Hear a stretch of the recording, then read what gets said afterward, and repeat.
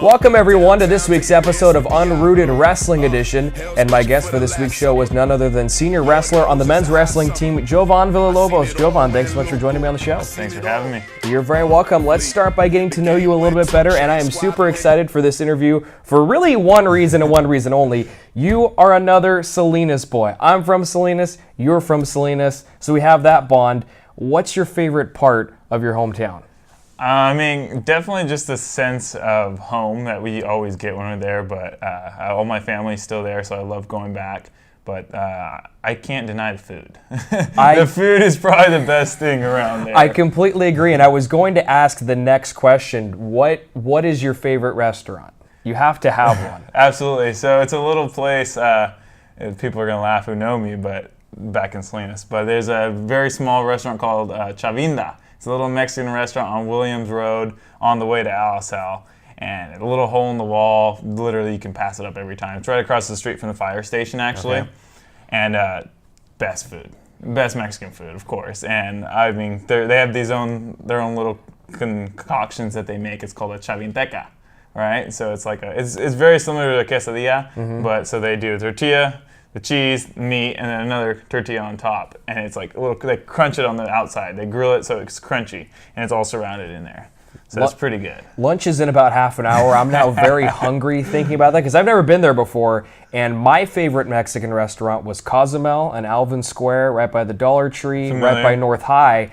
And it shut down about 2 years ago. Yeah. Fortunately, I've been up here, so I'm not as home as often anymore. But whenever I go back, I'm always trying to find an itch to satisfy. Yeah, what's going to be the next best Mexican restaurant in Salinas? There's a few good ones out there. Okay, I'm going to have to take up your recommendation on that. Yep. I will let you know, and I'm going to get, what's that called again? Chavinda. It's actually named after a city. Chavinda. Okay, yep. I'm going to get that, and we're going to do an Unrooted live from Perfect. there. We're going to figure this thing out because I'm now very hungry and I want a lot of food. The wrestling scene down in Salinas is actually kind of big. I know my high school, Palma School, had a very successful wrestling program back when I was there, and you went to AllAmerican, very good program there as well. What got you into wrestling?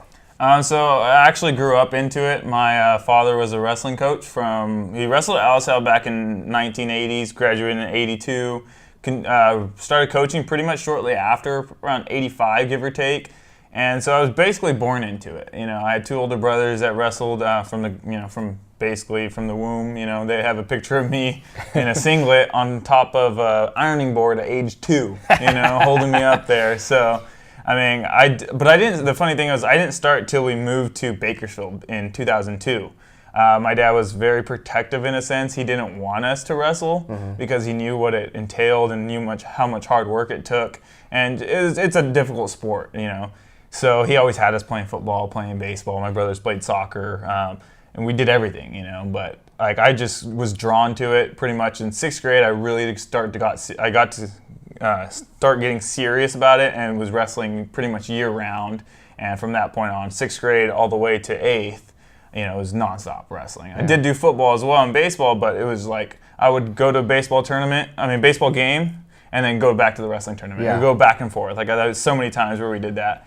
I mean, just him guiding me throughout the whole process, was really what kept me in it too. He wasn't super pushy, and that's I think what really helped me, and that's how I stayed so fresh throughout the years. Because a lot of dads, especially in that area, Gilroy, Salinas, Hollister, they push you so much that the kids end up not liking it. Yeah. So that was just the biggest thing for us, was our duo, basically. Yeah, and that certainly helped lay the foundation for you to become an NAIA national qualifier one season ago. What was it like getting very close to earning All-American status? I mean, it was a great experience. I think a lot of people doubted me, and I was pretty much under the radar throughout the whole first year. First semester I was ineligible, and so after I came out in the second year, placed right away at Missouri Valley. And that kind of threw me out there, but still people really didn't understand what I was capable of. And a regional tournament, I had a great tournament, 3 pins by cradle. So that was what really triggered me to go into nationals with a lot of momentum, a lot of confidence. I mean, I had a good tournament, but also had everyone has a tough draw there. It's a national tournament. There's roughly 20 to 30 guys, and everyone wants to win it. Everyone wants to place.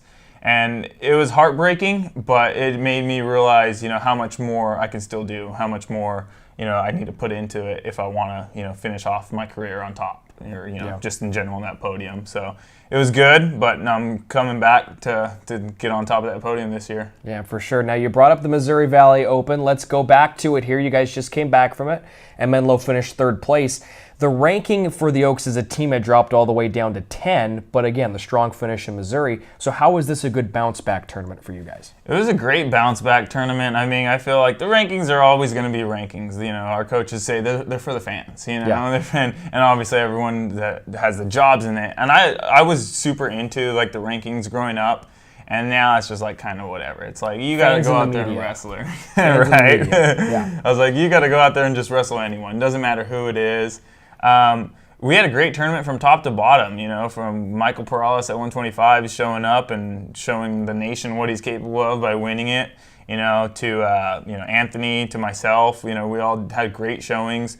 But the great thing is that we're not peaked yet. We talked about it with the coaches. We talked about it even with our teammates that we have so much more that we can still get to, and that's what's great. Because we're just scratching on the barrier, I believe. And coming in a couple weeks, really, we're going to get to see what we're truly capable of at regionals and conference tournament now, actually. And hopefully we get all 12 to nationals. That's the goal, and I think we all believe that that's what we're capable of as well. So.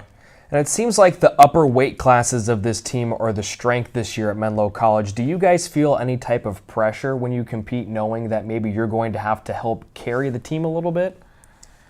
I wouldn't say necessarily pressure. I mean, the whole wrestling aspect it's always like, it's you and you only out there on the mats. We all contribute to the team score and as a team, but pressure, not so much. I think we all kind of put it on ourselves in a sense, but not necessarily the coaches or our teammates. We're all very laxed and, close with one another, that we never be like, oh, you have to win this or you have to do this. It's like everyone goes out there, just like in any other sport. You handle your job. You do your job, and the rest will take care of itself. And that's what I think we've been doing. We've been showing more and more. A few guys are getting in the lineup that haven't been all year. So and they're doing their jobs, and so we're just following a line, So we do have some great talent up there with Tyler, Bruce, Anthony, Javi, and myself. So we're doing what we can do, and it's exciting. Now, the end of the season has a nice mix of duels here at home for the Oaks and some tournaments as well. Is there ever an adjustment going from duel to tournament and back and forth? Yeah, it gets a little tricky, especially like after a big tournament like Missouri Valley this week. A lot of us are banged up and kind of trying to take it light, but you still have to keep the right mindset. Like, we're going into Southern Oregon. They're coming to us, and they want to knock us off. We beat them 2 years in a row at home. Last year, they beat us at home. So it's kind of going back and forth. And it is like an adjustment, but at the same time, you can't take anything lightly.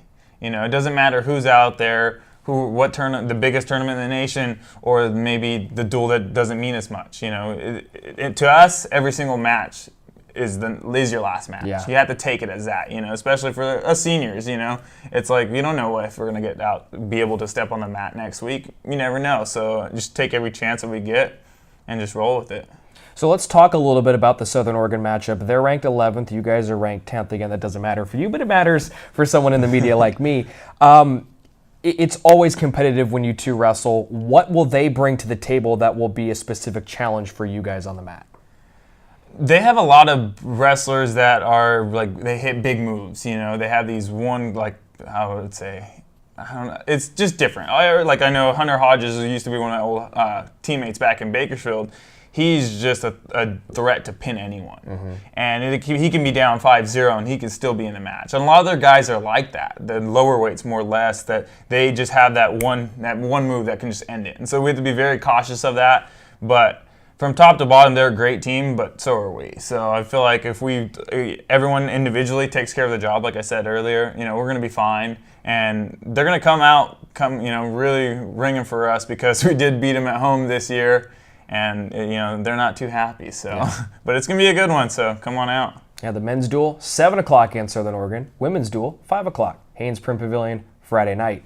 It's hard to believe that there's only 5 weeks left in your season before you get to nationals. What is such a key component to you staying healthy and staying strong over the course of a long season? That's tricky, because you're never 100% in on almost any sport. No one's ever 100%, maybe except for the first game, first tournament, whatever it may be. But there's always, bumps and bruises, injuries, hurts, all that kind of thing.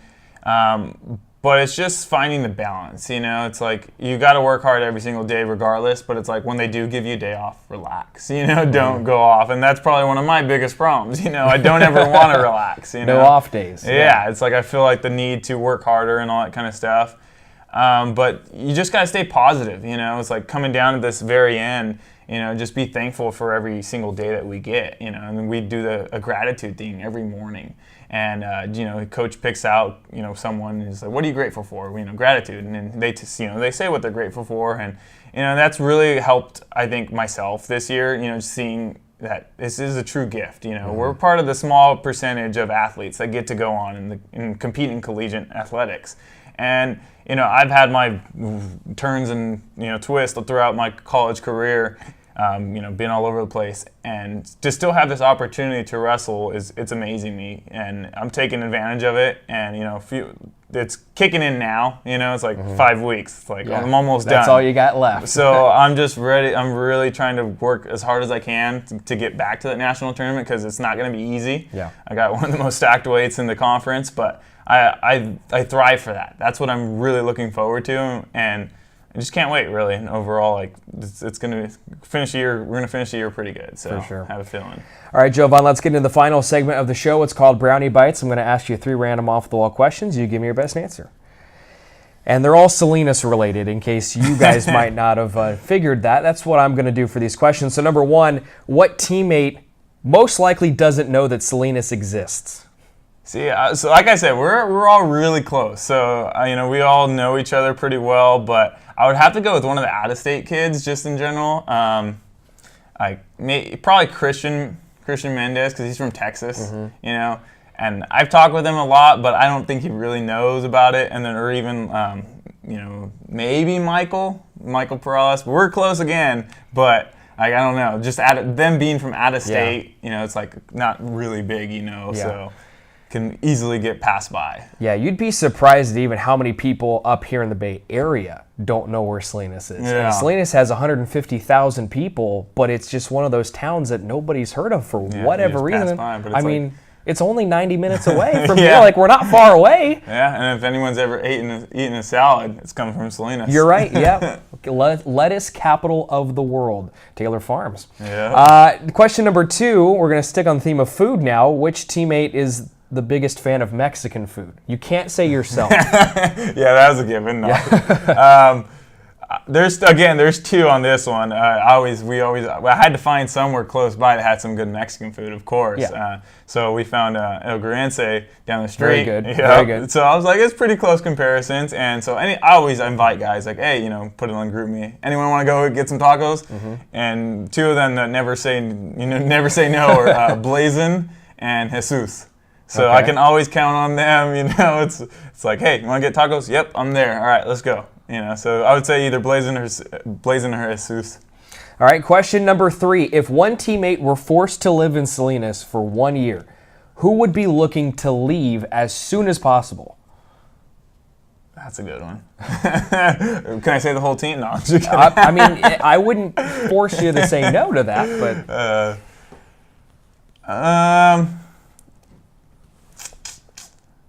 Possibly, maybe like, who would I think? Maybe Logan or Tyler, guys who are from a different kind of environment, more or less. As you know, there's not a ton to go do around Salinas, but you are close to Monterey, you are close to Pebble Beach, so there you got a lot of pros around us, but it's like Salinas itself can get pretty boring. And so I feel like, Logan and Tyler, from being from Oakdale, would be a little slower for them, and just not much to do. But however, they would like the rodeo there. So that's pretty popular. But one of those 2.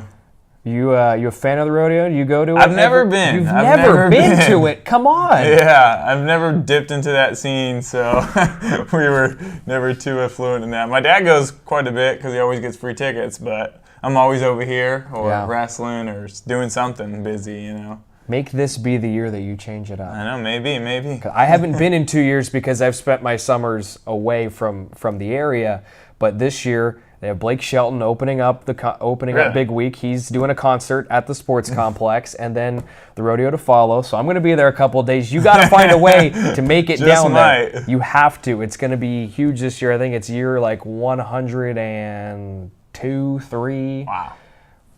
Biggest rodeo in the state of California, Salinas. Lettuce, rodeos, and Mexican food. That's what we're known for down there. Pretty much. And those are 3 good things to be known for, exactly. if I do say so myself. Jovan, thank you so much for joining me on the show. I appreciate it. Again, thanks for having me. No problem. And folks, again, men's wrestling and women's wrestling, they are at home this week. They're inside Haynes Prim Pavilion Friday night as they welcome in Southern Oregon for a pair of duels. The women's wrestling team will get things started at 5 o'clock, and the men's wrestling team will be in action after that at 7 o'clock. Well, we invite you to tune into next week's episode of Unrooted Wrestling Edition when Jovan Villalobos will select the next interviewee by me, Brian Brownfield, right here on the show. Until then, we'll see you next week. Take care, everybody.